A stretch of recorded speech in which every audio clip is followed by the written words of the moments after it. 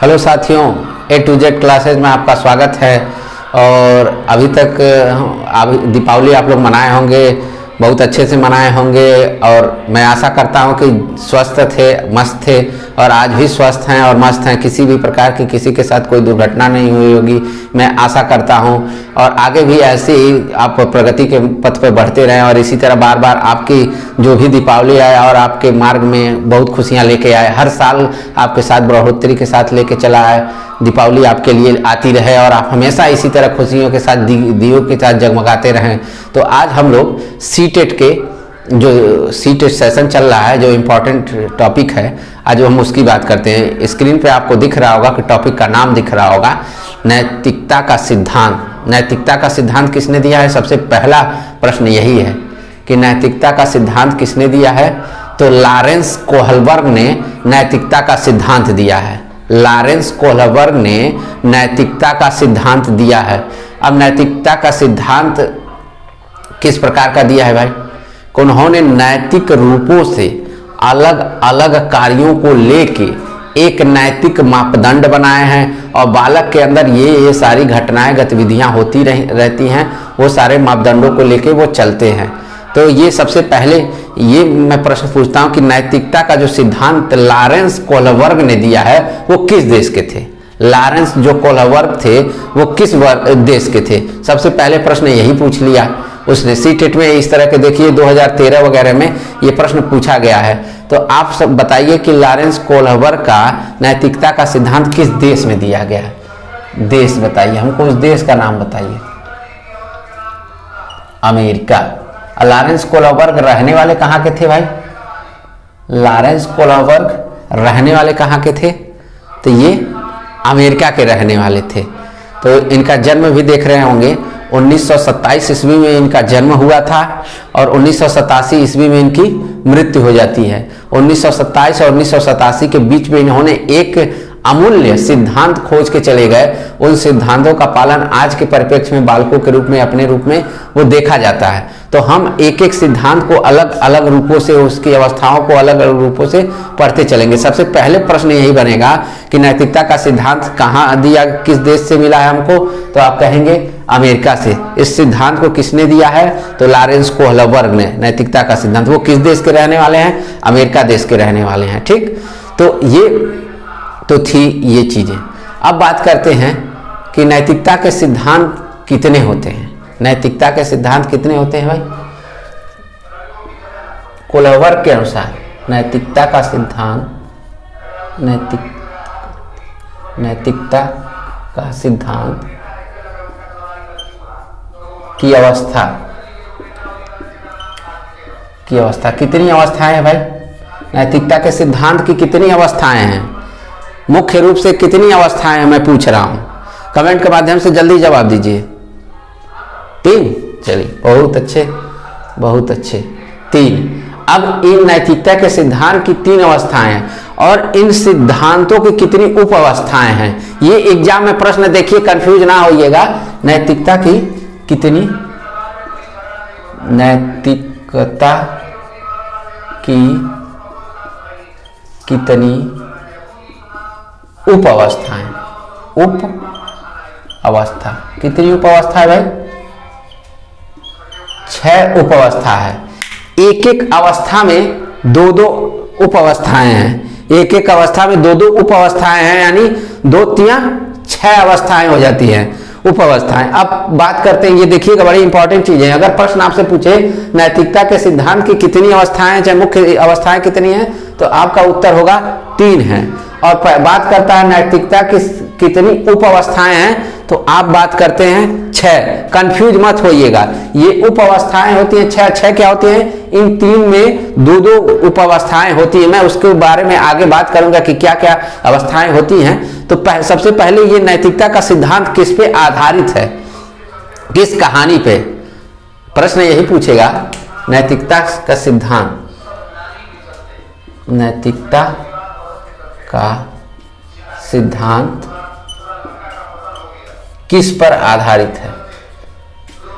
किस पर आधारित? ये कहानी है, नैतिकता का सिद्धांत किस पर, किस सिद्धांत पर आधारित, नैतिकता का सिद्धांत किस पर आधारित है?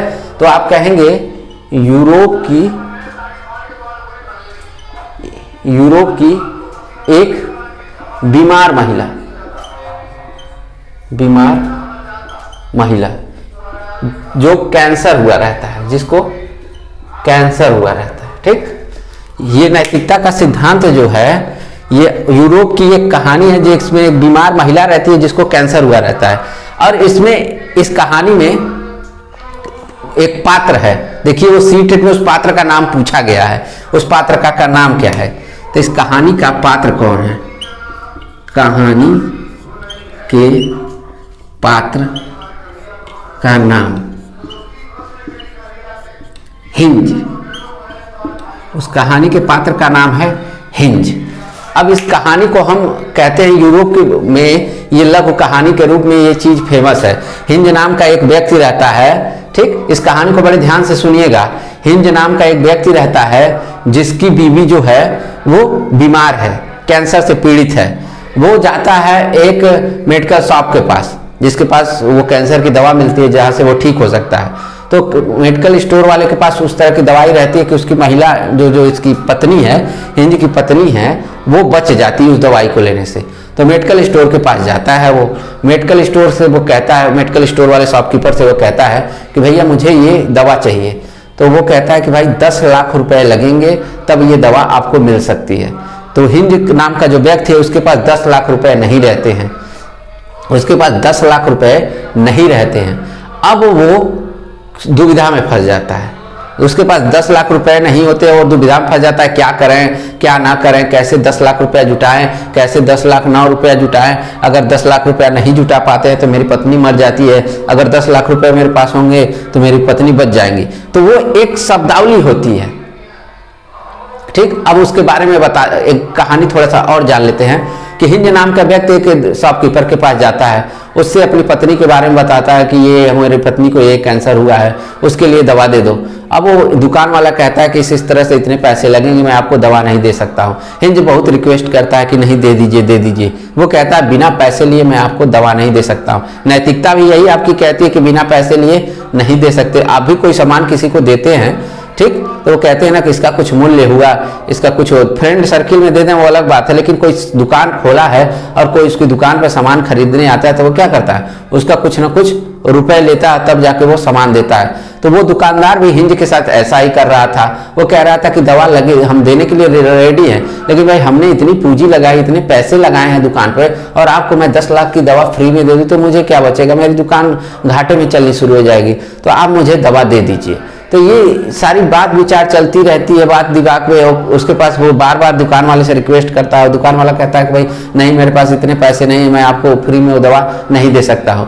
तो हिंज क्या फंस जाता है, ये हिंज एक दुविधा में फंस जाता है जिसका नाम दिया गया है भाई नैतिक दुविधा। देखिएगा ये शब्द बहुत ध्यान से देखिएगा, नैतिक दुविधा, नैतिक दुविधा। हिंज इसी नैतिक दुविधा में फंस जाता है कि नैतिक दुविधा होती क्या है। नैतिक दुविधा होती क्या है? नैतिक दुविधा वो होती है ना हम इसमें सही का फैसला कर सकते हैं ना गलत का फैसला कर सकते हैं। नैतिक दुविधा, एक बार और ये शब्द पूछा जाता है, नैतिक दुविधा किस सिद्धांत के अंतर्गत आता है? तो आप कह देंगे लॉरेंस कोहलर के नैतिकता के सिद्धांत के अंतर्गत आते हैं। अब प्रश्न पूछता है कि नैतिक दुविधा होता क्या है, तो आपका उत्तर होगा हम इसमें ना सही का फैसला, ना सही न गलत का फैसला कर पाते हैं, फैसला कर पाते हैं। इस सिद्धांत नैतिक दुविधा के अंतर्गत वो न सही का फैसला कर पाता है ना गलत का फैसला कर पाता है। वो सोचता है कि अगर दवा नहीं मिलेगी तो मेरी बीवी क्या होगी, मर जाएगी, और मैं क्या करूं इस वक्त। तो वो दूसरे पल ये सोचता है कि चलिए इसकी दुकान रात को बंद होती है, मैं इस दुकान में शटर तोड़ के रात को इसकी चोरी करके मैं दवा घर पे लेके चला जाऊंगा और अपनी पत्नी को बचा लूंगा। एक हिसाब से तो वो सही है कि पत्नी बचाना भी जरूरी है, लेकिन उसके लिए दवा के लिए पैसे नहीं है। पैसे अगर होते तो पत्नी बच जाती। अब वो सोचता है कि पत्नी को बचाने के लिए क्या मैं चोरी करूं, चोरी करूंगा, फिर दुविधा में रहता है कि अगर चोरी करूंगा तो फिर अगले दिन पुलिस आएगी, मुझे पकड़ के ले जाके जेल में डाल देगी, तो मैं बहुत सालों तक जेल में बंद रहूंगा। तो इसी ये दुविधा में फंसा रहता है कि नैतिक दुविधा क्या है मेरे लिए, मैं चोरी करना क्या हद तक सही है, क्या गलत है। भाई चोरी करना सही है कि गलत है? अच्छे कार्यों के लिए भी चोरी की जाए तो भी गलत है, बुरे कार्यों के लिए भी चोरी की जाए तो भी गलत है, क्योंकि चोरी तो चोरी होती है, चाहे किसी भी प्रकार की हो। चाहे आप मेरा ये पेन चुरा लें, चाहे पता नहीं लोगों का क्या क्या लोग चुरा ले जाते हैं, कहते हैं रात को नींद नहीं आती है, दिन को नींद नहीं आती है, पता नहीं ये वाला दिल जो है इधर से पता नहीं कौन चुरा के लेके चला गया है। तो ये चोरी है, किस तरह के पता भी नहीं चलता, इस पे डाका पड़ जाता है। ठीक, तो ये चोरी है। ठीक, यहाँ पे बेचारा वो फंसा हुआ है कि नैतिक दुविधा में कि किस किस तरह से लोग हैं, कैसे कैसे काम चल रहे हैं, कैसे कैसे नहीं चल रहे हैं। हम दुविधा में हैं, लोग चोरी करना भी गलत चीज है, अगर पत्नी को बचाते हैं तो मैं जेल जाऊंगा, पत्नी को नहीं दवा नहीं पहुंचाता हूं तो पत्नी मेरी मर जाती है, यानी मेरे पास पैसे नहीं है, काम मुझे पत्नी को बचाना भी है, अगर पत्नी को बचाता हूं तो मैं जेल में जाऊं। इस तरह की दुविधा में वो फंसा रहता है, अपनी पत्नी को बचाने के लिए तमाम चीजों पर विचार करता है, दुविधा में ये सही गलत का फैसला वो बिल्कुल नहीं कर पाता है। चोरी करना भी गलत है, पत्नी को बचाना भी सही है, तो ये दोनों जगह पर वो नहीं कर पाता है फैसला। तो एक और शब्द उसके दिमाग में आता है जिसका नाम दिया गया है नैतिक तर्कणा। नैतिक तर्कणा। अब ये एग्जाम में प्रश्न पूछ लिया कि जो नैतिक तर्कणा है किस सिद्धांत के अंतर्गत आता है, तो आपका उत्तर रहा कि नैतिकता का सिद्धांत के अंतर्गत, जो लॉरेंस कोहलबर्ग जो अमेरिका के रहने वाले हैं उस सिद्धांत के अंतर्गत नैतिक तर्कणा का शब्द आता है। दूसरा प्रश्न यही पूछ लिया कि नैतिक तर्कणा का शाब्दिक अर्थ होता क्या है, तो आपका उत्तर क्या रहेगा भाई? नैतिक तर्कणा का अर्थ क्या होता है? सही या गलत में से किसी एक को चुनना। सही या गलत में से किसी एक को चुनना। यानी नैतिक तर्कणा यह कहती है कि अगर हम अपनी पत्नी को बचाते हैं, ठीक, तो हमको जेल जाना एकदम श्योर एंड सर्टेन है, हम जेल जाएंगे। अगर पत्नी बच जाती है तो जेल जाना है। चोरी, क्योंकि हम चोरी कर रहे हैं भाई, दवा की चोरी कर रहे हैं, हमारे पास पैसे नहीं है। अगर जेल से हमको बचना है तो पत्नी को मर जाने देंगे, यानी दोनों में से हमको एक चीज का चुनाव करना है। नैतिक तर्कणा यही कहती है कि भाई पत्नी को बचाया जाए, इस वक्त जरूरी है कि जेल जाना हमारा जरूरी है। दोनों अपने अपनी जगह पे अलग है। अगर हम जेल चले जाएंगे तो हमारी पत्नी का फिर इलाज कैसे होगा? अगर जेल नहीं जाते हैं, आज की दवा उसके लिए व्यवस्था कर लेते तो कुछ दिन हमको वक्त मिल जाएगा, फिर हम पैसे की व्यवस्था कर लेंगे। ऐसी बात नहीं थी कि वो 10 लाख रुपए पैसे की व्यवस्था नहीं कर सकता था, लेकिन उसके पास इतना वक्त नहीं था कि वो पैसे की व्यवस्था कर सके और अपनी पत्नी को बचा सके। इसलिए उसने सही और एक गलत में से किसी एक को चुनने का फैसला किया कि क्या किया जाए। तो उसने सही गलत के फैसले के लिए बहुत सारे कार्य किए कि क्या करें क्या ना करें। गलत, चोरी करना भी गलत हो गया, और मेरे यहाँ सही में से और गलत में से किसी एक को फैसला करना है। नैतिक तर्कणा यही कहती है कि आप या तो चोरी कर लो या तो जेल जाने के लिए तैयार रहो, चोरी के लिए, ठीक, या तो पत्नी को बचा लो या तो जेल चले जाओ, दोनों में से किसी एक को चुन लो। उसने क्या चुना? भाई मैं ही जेल चला जाता हूँ, रात को मैं ताला तोड़ लूंगा। उसके दिमाग में अभी गया नहीं है, उसके दिमाग में ये सारी चीजें चल रही हैं, सारी कहानियां चल रही हैं। तो ये थी हिंज की ये कहानी। अब बात करते हैं जो इसकी नैतिकता सिद्धांत की अवस्थाएं हैं, उसके बारे में बात करते हैं कि नैतिकता के सिद्धांत की अवस्थाएं कितनी होती है। तो मैं इसके पहली अवस्था की बात करता हूं। नैतिकता के सिद्धांत की मैं पहली अवस्था के बारे में बात करता हूं कि नैतिकता की पहली अवस्था होती क्या है। आप चाहें तो कमेंट के माध्यम से हमको बताइए नैतिकता की पहली अवस्थाएं होती क्या है।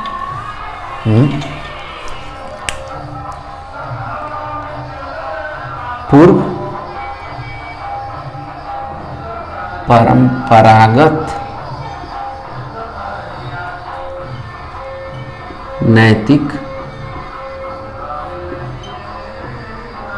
पूर्व परंपरागत नैतिक अवस्था जिसकी एज है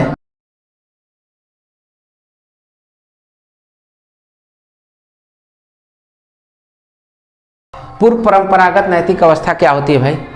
कि हमारे पीढ़ी दर पीढ़ी जो पूर्व में हमारे समाज में पीढ़ी दर पीढ़ी पूर्व में क्या क्या परंपराएं, क्या क्या चीज़ें चल रही हैं, क्या हम उसका किस तरह से निर्वहन करेंगे, क्या किस तरह से पालन करेंगे, उससे क्या क्या चीज़ें से हम समाज से क्या सीखे हैं। कहा जाता है ना, इतिहास से आपने अभी तक क्या सीखा, तो वही पूर्व की जो परंपरागत अवस्थाएं हैं, समाज से हमने क्या सीखा, पूर्व में लोग कैसे रहते थे, किस तरह से व्यवहार करते थे, किस तरह से उनका नैतिक आचरण हुआ करता था। आज की अवस्था में हम देखते हैं कि उसका किस तरह से कंपेयर किया जाता है। पूर्व में हमारे पीढ़ी दर पीढ़ी लोगों ने क्या कार्य किया, किस तरह से कार्य किया, ये सारी चीज़ें पूर्व परंपरागत अवस्था के अंतर्गत आ जाता है कि वो उन लोगों का कार्य था और उनसे आज तक हम क्या सीखे हैं। पूर्व परंपरागत हुआ कि लोग क्या कार्य करते थे, उनसे हम कितना प्रभावित हुए और किस कार्य को हम किस तरह से आज के डेट में करते हैं। तो ये उसकी जो नैतिकता की अवस्था होती है, मुख्य रूप से 3 होती हैं, उसमें की पहली अवस्था, उसकी पहली उपावस्था की हम बात करते हैं। उपावस्था है, देखिएगा ये उपावस्था है, इसको क्या कह सकते हैं भाई, उपावस्था को दंड व आज्ञाकारिता की अवस्था। दंड व आज्ञाकारिता की अवस्था क्या होती है भाई, दंड व आज्ञाकारिता की अवस्था क्या होती है। बालक सोचता है कि अगर हम अच्छा कार्य करेंगे तो हमको लोग कुछ भी नहीं बोलेंगे, अगर अच्छा काम करना है तो लोगों की बात हमको माननी है, लोगों की जब अब बात मानेंगे तो हमको क्या होगा, दंड नहीं मिलेगा। अगर हम लोगों की बात नहीं मानेंगे, लोग हमसे खफा रहेंगे तो हमको कुछ ना कुछ कहेंगे, किसी न किसी प्रकार का हमको दंड दे दिया जाएगा। तो उस दंड से बचने के लिए बच्चा क्या करता है, आज्ञाकारिता का पालन करता है और उसके आज्ञा का पालन करता है कि जो चीज़ें हमारे लिए ठीक है, जो पिताजी बताए हैं वो हमारे लिए अच्छी है, माता पिता के जो चीज़ें बता रहे हैं, भाई बहन जो बता रहे हैं हमारे लिए अच्छी है। अगर उन चीज़ों का हम पालन नहीं करते हैं, अगर उनकी आज्ञा का पालन नहीं करते हैं तो हमको दंड मिलेगा। यानी अगर हम अच्छा कार्य करते हैं तो हमको पुरस्कार मिलेगा, यानी अच्छा कार्य पुरस्कार और गलत कार्य दंड।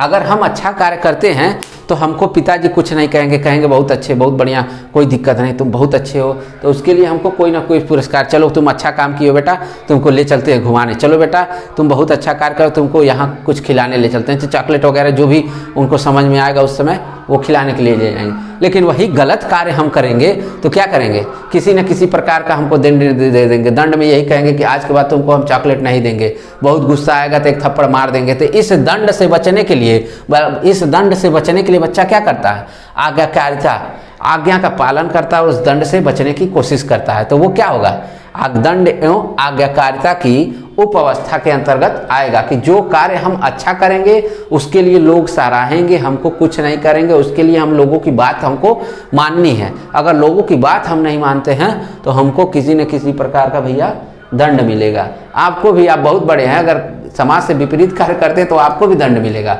ये नहीं कि दंड का मतलब पीटा ही जाए, दंड बहुत प्रकार का होता है। बिना लाठी से पीटे ही बहुत सारे लोगों को दर्द होता है। किसी की लाइफ से किसी को कोई छोड़ के चला जाए ना, देखो कितना कष्ट होता है कोई बहुत सारे लोगों की लाइफ में ऐसे हैं कि छोड़ के चले जाते हैं। अब जो दूसरी अवस्था होती है अहंकार की अवस्था। अहंकार क्या होता है भाई, किस प्रकार का अहंकार, ये छोटा बालक है, इसको किस प्रकार का अहंकार हो जा रहा है नहीं समझ में आ रहा है मुझे। ये इसकी एज भी दिखाई दे रही है कि 10 से 13 वर्ष है, इसको कितना अहंकार हो जा रहा है भैया। एक छोटा बालक होने के नाते इसको इतना अहंकार, नहीं, ये गलत बात है। अहंकार का यहाँ पे चीज़ें ये ली जाती है कि बालक क्या करता है, समाज में रहता है, समाज में सीखता है, समाज में कार्य करता है।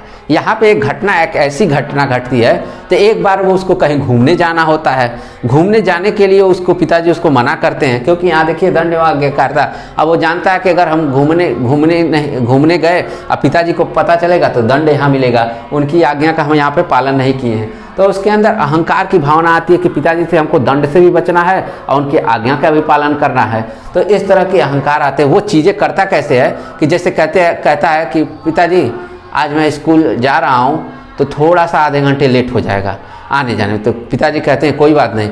वो उस दिन स्कूल ना जाके कहीं घूमने जाना का प्लान होता है और स्कूल के बहाने वो चला जाता है और थोड़ा सा उसको वहाँ से आने में लेट होता है, इसलिए घर पे बता देता है कि आज स्कूल तो रोज़ जाता था, कोई प्रश्न नहीं करता था, अपने समय से आ जाता था, लेकिन आज पिताजी से कह के गया है कि आज स्कूल से आने में मुझे लेट हो जाएगा, देर हो जाएगी, तो आज मेरा थोड़ा सा वेट कर लीजिएगा, कोई ऐसी बात नहीं है। वो वहाँ पे अपने पिता से झूठ बोल के चला जाता है, स्कूल चला जाता है। स्कूल जाने के बजाय स्कूल न पहुँच के वो जहाँ उसको घूमने जाना होता वहाँ चला जाता है। जैसे आप लोग अपने समय में कहीं कह के कि यहाँ जा रहे हैं और दिन भर इधर उधर रह जाते थे, स्कूल के टाइम से निकलते थे, जहाँ अपना मौज मस्ती करना होता था मौज मस्ती करते थे, और शाम को जैसे स्कूल जिस टाइम बंद होता था उस टाइम पकड़ के अपने घर पे चले आते थे। तो आजकल के देखिए एक कानून आया है कि जितने भी मॉल स्कूल वगैरह हैं, जितने मॉल हैं, जितने बढ़िया बढ़िया कॉम्प्लेक्स बने हैं, अगर किसी भी विद्यार्थी को स्कूल ड्रेस में देख लिया जाए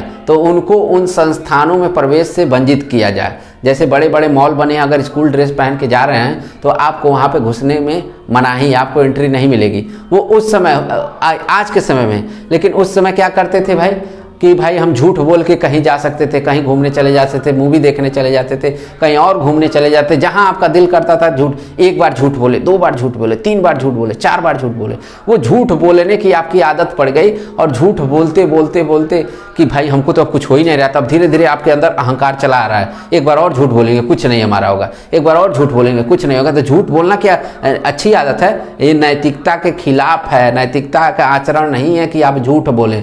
क्यों? क्योंकि आप लोगों से पूर्व में पढ़ते चले आए कि कई झूठ बोल के सही कार्य कर लिए गए हैं, तो आप उसका उदाहरण सही कार्य करने के लिए करते तो कुछ हद पर सही माना जाता कि झूठ को चलो बाद में सही मान लिया जाता कि, लेकिन झूठ तो झूठ है, गलत है, नैतिक आचरण ये बिल्कुल नहीं है। तो एक बार झूठ बोला, 2 बार झूठ बोला, 3 बार झूठ बोला, तो ये झूठ बोलते बोलते क्या हुआ, आगे बढ़ता चला गया और उसका मन क्या हुआ, बढ़ता चला गया। वही उसका अहंकार बढ़ता चला गया कि मैं झूठ बोल के कोई भी काम कर सकता हूँ, दुनिया का कोई भी काम कर सकता हूँ। तो ठीक ये अवस्था थी। अब हम बात करते हैं दूसरे की।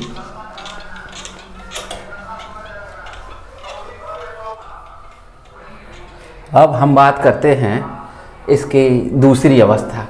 अभी तक तो पहली अवस्था के बारे में बात की है भाई कि जो अवस्था होती है कि अहंकार की अवस्था, उसमें बालक क्या करता है भाई, उसको अहंकार हो जाता है कि हम एक बार झूठ बोल दिए सफल हो गए, दूसरी बार भी झूठ बोलेंगे सफल हो जाता है, तीसरी बार तो वो क्या आ जाता है कि अब हमारा कोई कुछ नहीं कर सकता और हम झूठ बोल के आगे बढ़ सकते हैं। तो ये उसके अहंकार की अवस्था होती है। और कहीं जाने के लिए आप लोग नहीं झूठ बोलते हैं, स्कूल जाते हैं पता नहीं कौन सिनेमा हॉल निकल जाता है, तो ये भी तो आप अहंकार की अवस्था। आप ऐसे काम नहीं किए हैं, नहीं किए होंगे भाई, अच्छे स्टूडेंट हैं नहीं किए होंगे, लेकिन आप आसपास पड़ोस में कहीं ना कहीं इस तरह की घटनाएं सुने हैं ना कि वो जाता है कहीं और पहुंच कहीं और जाता है और शाम को अपने स्कूल के टाइम से घर पे चला आता है। तो वो किस अवस्था के अंतर्गत भाई, लॉरेंस कोहलर के अहंकार की जो उपावस्था है वो दूसरी उसके अंतर्गत। अब बात करते हैं उसके दूसरी अवस्था, परंपरागत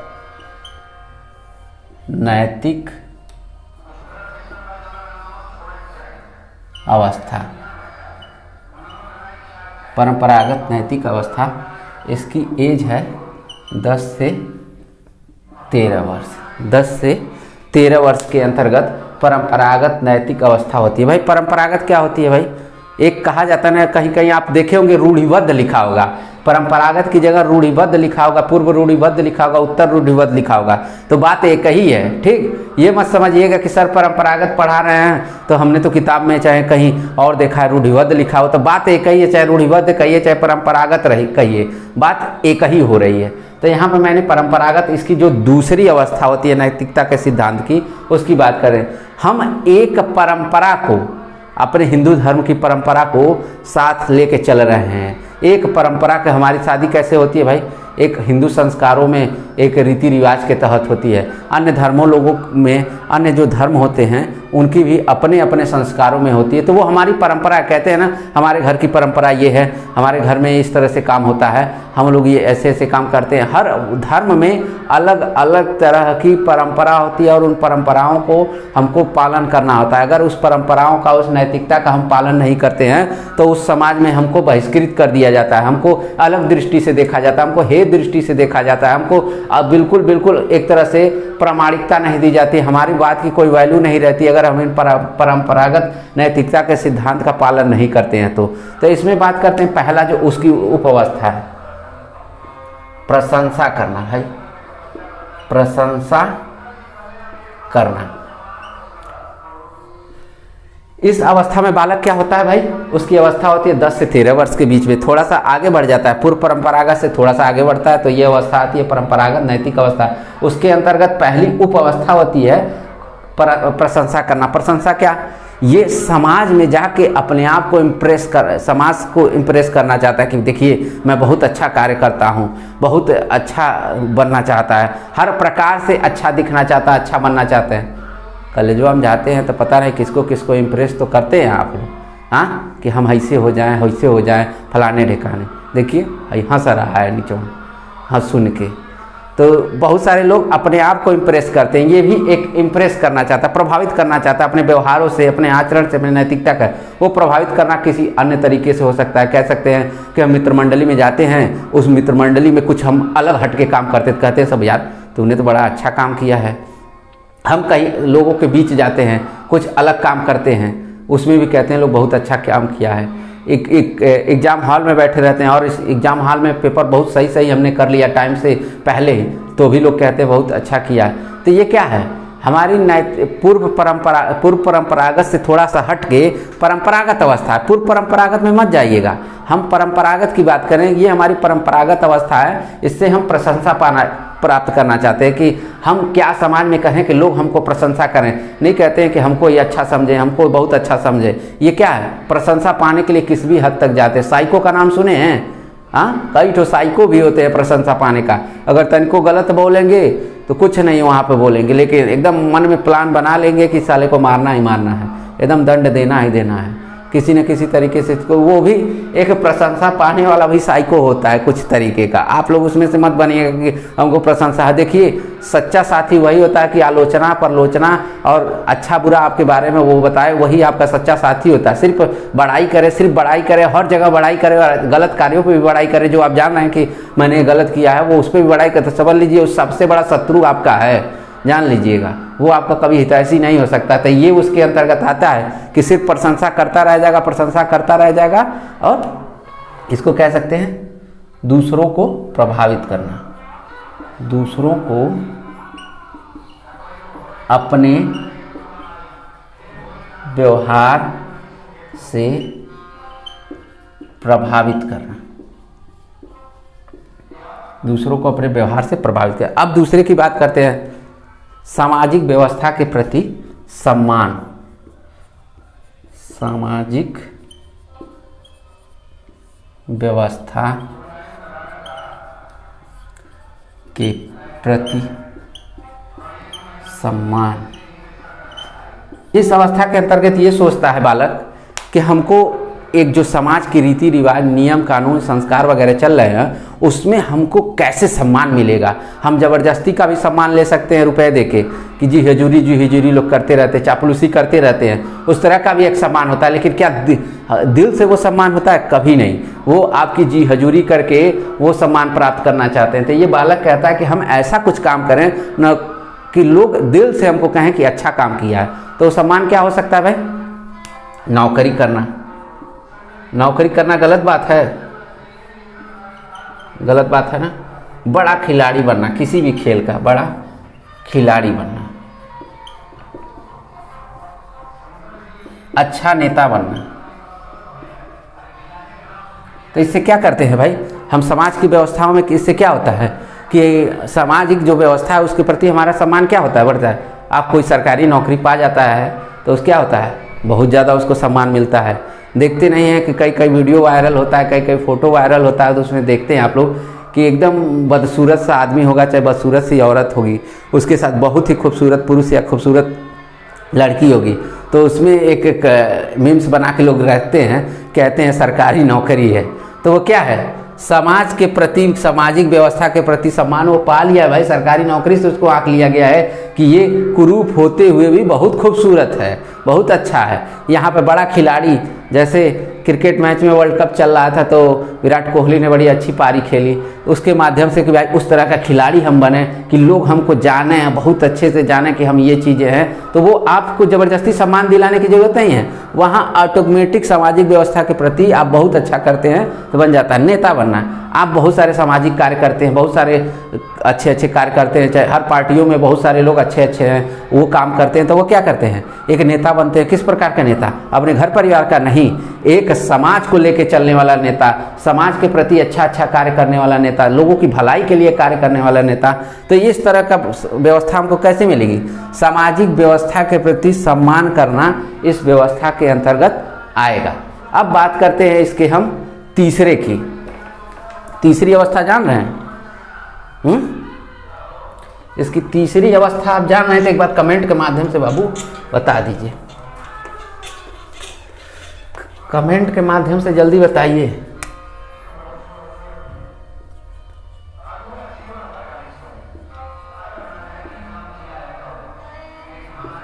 उत्तर परंपरागत नैतिक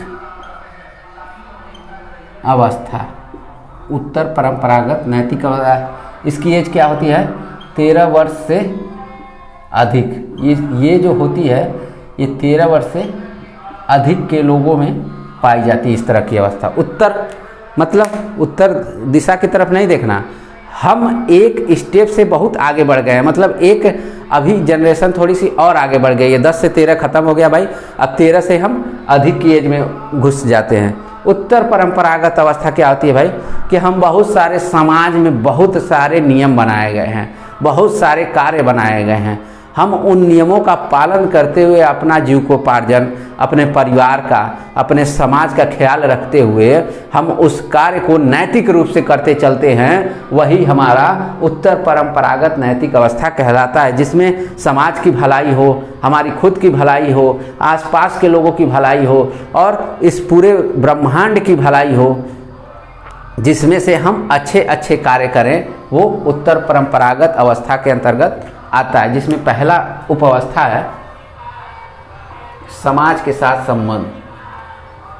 समाज के साथ संबंध, भाई समाज के साथ कैसा संबंध हो? समाज के साथ कैसा संबंध हो? हम देखते चले आ रहे हैं कि बहुत सारे पुराने नियम हैं, कानून होते हैं ना, तो संसद में क्या होता है, उस कानून का संशोधन कर दिया जाता है। तो क्या हुआ, वो उत्तर परंपरागत अवस्था के अंतर्गत आया, और उत्तर परंपरागत अवस्था के अंतर्गत समाज के साथ उसका संबंध क्या है कि भाई आज ये समाज में जो चीज़ें हैं, कुरीतियाँ हैं, वो आज के लिए ठीक नहीं है, तो उसको क्या किया जा रहा है, बदला जा रहा है। तो यहाँ पे यही कहता है समाज के बहुत सारे ऐसे नियम हैं जो हमारे लिए भलाई नहीं कर रहे हैं, इस नियम को हम बदल सकते हैं, इस नियम को बदले जा सकते हैं। ऐसा नहीं है कि जो बहुत पुरानी पीढ़ियों से चलती चली आ रही आज भी वो इस पीढ़ी पे लागू होती है, नहीं, ज़माना बड़ा एडवांस हो गया और वो समाज के जो नियम हैं वो बदले जा सकते हैं। यानी समाज के नियम बदले जा सकते हैं, बदले जा सकते हैं। मतलब जो पुरानी परंपराएं चलती चली आ रही हैं, क्या हम उनको बदल नहीं सकते? जो हमारे लिए, हमारे समाज के लिए, हमारे परिवार के लिए, हमारे देश के लिए, हमारे ब्रह्मांड के लिए जो चीज़ें हैं, अगर वो सफल नहीं हैं, लोगों पे आज के डेट में लागू नहीं हो रही हैं, तो उस चीज़ों को हम बदल देंगे, क्योंकि उनका समाज के साथ संबंध नहीं है, तो उन चीज़ों को आज हम बदल सकते हैं, कोई दिक्कत नहीं है। जैसे आपको घूमने फिरने की आज़ादी, बहुत सारे लोगों के कपड़ों पे कमेंट करते हैं कि ये कपड़े ऐसे पहनती हैं, चाहे वो कपड़ा ऐसे पहनता है, तो भाई उनकी आज़ादी है, उसकी परंपरा है, उसके समाज है, उसका लोग उसको पसंद करते हैं, उस समाज में उसको स्वीकृति है उस तरह के कपड़ों की, कोई दिक्कत नहीं है। उस पर भी सेंसर होना चाहिए, तब ना समाज कहता है कि नहीं इस तरह के कपड़े नहीं। भाई उनकी आज़ादी है, आप पहन सकते हैं, जैसे चाहे वो वैसे रह सकते हैं, हाँ, लेकिन एक मर्यादित रूप में। अब दूसरी बात करते हैं, इसका है लास्ट अवस्था है सार्वभौमिक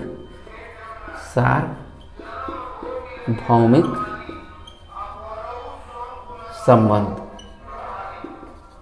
सार्वभौमिक संबंध क्या होता है भाई? सार्वभौमिक, बहुत सारे लोगों का एक नियम आया होगा, न्यूटन का नियम आया होगा नहीं आया। मेंडलीव का आवर्त सारणी का नियम आया होगा। तो ये क्या है, पूरे सार्वभौमिक है, ग्लोबल है। न्यूटन का नियम सिर्फ आपके भारत में लागू होता है, सिर्फ आपके भारत में पढ़ाया जाता है, ऐसा तो नहीं है। ये जो नियम होते हैं यूनिवर्सल होते हैं, सार्वभौमिक होते हैं, सभी के लिए समान होते हैं। जो आपके लिए क्या सही है क्या गलत है, आप किसी के साथ अच्छा कार्य करते हैं तो वो अच्छा कार्य करे ना करे, आप अच्छा काम कर रहे हैं ना, तो आप अपनी जगह पे सही हैं। तो ये कहा जाता है कि क्या चीज़ें हम सही करते हैं और क्या चीज़ें हम गलत करते हैं, ये सब पे लागू होता है, पूरे यूनिवर्स पे लागू होता है, पूरे ब्रह्मांड पे लागू होता है। हम किसी के साथ अच्छा करते करते चले जाएं, अब वो हमारे साथ बुरा करता चला जाए, तो ये नैतिक परंपरा के अंतर्गत नहीं आता है। लेकिन हम क्या सही कर रहे हैं और क्या गलत कर रहे हैं, ये सारी चीज़ें हमको पता रहती है। उसके बावजूद भी कुछ लोग सही करते हैं और कुछ लोग गलत जान के भी उसको सही करते हैं कि भाई चलो हमारे लिए सही है। जैसे हिंज फंस गया था अपनी कहानी में कि क्या सही था क्या गलत था। भाई यहाँ पे वो चीज़ें उसके लिए फंस गई थी कि दवा लेने से उसकी पत्नी की मौत नहीं होती, अगर चोरी कर लेगा दवा तो फिर जेल भी जाएगा। तो ये दोनों चीज़ें उसके लिए थे। तो ये सार्वभौमिक नियम है। यहाँ पे मैं आपको थप्पड़ मार रहा हूँ तो उसकी भी सज़ा है, वहाँ पे कोई विदेश में भी थप्पड़ मारेगा उसके लिए भी सज़ा है। लेकिन आपसी बात व्यवहार की बात है कि कौन कंप्लेन करता है कौन कंप्लेन नहीं करता है। ये सार्वभौमिक है कि किसी को मर्डर कर देंगे किसी भी देश में तो आपको सज़ा नहीं होगी, ऐसे ये गलत बात है। ये एक सार्वभौमिक नियम है कि आप किसी न किसी को मारते हैं पीटते हैं तो उसके लिए अलग समस्या होगी। आप इसमें क्या कार्य करना होता है, आपको यहाँ से दिमाग से लगाना होता है, क्या सही क्या गलत कार्य करना है। और ये चीज़ें सार्वभौमिक जो व्यवस्था होती है, आप तमाम दार्शनिकों के विचार देखते होंगे किस रूप में आई है, सार्वभौमिक के रूप में तो लोगों के पास आई है। इसमें कहा जाता है क्या सही है क्या गलत, उसके बारे में लोग बताते हैं, अपने अपने वाणी से अपने सोच के अपने विचार के माध्यम से ये सारी चीज़ें बताते हैं। और कहते हैं कि जो ये कार्य होता है उत्तर परंपरागत, ये दिमाग से काम किया जाता है। इसमें पूरी तरह दिमाग का इन्वॉल्वेशन, दिमाग का ही प्रयोग किया जाता है, तभी जाके आप उत्तर परंपरागत नैतिक अवस्था को सफल बना सकते हैं। और एक बार और सीटेट में प्रश्न किस तरह से पूछा जाता है कि नैतिक जो अवस्था होती है जन्मजात होती है कि अर्जित होती है, सबसे पहला प्रश्न यही है। तो आप ये जान लीजिए कि कोई भी बालक पैदा होता है तो जन्मजात वो अवस्थाओं को चाहे विचारों को चाहे भावों को लेके नहीं आता है, वो यहीं रह के समाज में रह के सीखता है। यानी जो नैतिक अवस्था वो जन्मजात नहीं होती है, वो अर्जित होती है। अब दूसरा प्रश्न पूछता है कि जो नैतिक अवस्था है सर्वप्रथम कहाँ सीखते हैं, प्रश्न इसी तरह एग्जाम में पूछता है। तो आपका उत्तर होता है कि जो हमारी जो नैतिक अवस्था है हम अपने आस पास के पास पड़ोस और परिवार में ही हम अपनी प्राथमिक नैतिक अवस्था सीखते हैं। प्रश्न दूसरा पूछता है कि जो हमारी दूसरी नैतिक अवस्था सीखने का स्थान है उसको क्या कहा जाता है, तो आप कहेंगे हमारी दूसरी नैतिक अवस्था सीखने का स्थान जो होता है वो विद्यालय होता है। ठीक, तो ये सारी चीज़ें हैं कि प्रश्न किस तरह से पूछे जाएंगे। मैंने जो भी इम्पोर्टेंट चीज़ें थी कोई किसी को भी नहीं छोड़ा है, वो सारी चीज़ें आपके समक्ष रख दिया है और एक क्लास को और बेहतर बनाने का मैंने कोशिश किया है। आप अपने हिसाब से, मेरे हिसाब से, और इस जो नैतिकता का सिद्धांत कोल्हवर का है ये अपने हिसाब से सही है। क्या आप किस पे लागू होता है किस पे नहीं लागू होता है, वो हिंज की तरह आप सोचते रहिए कि क्या सही क्या गलत।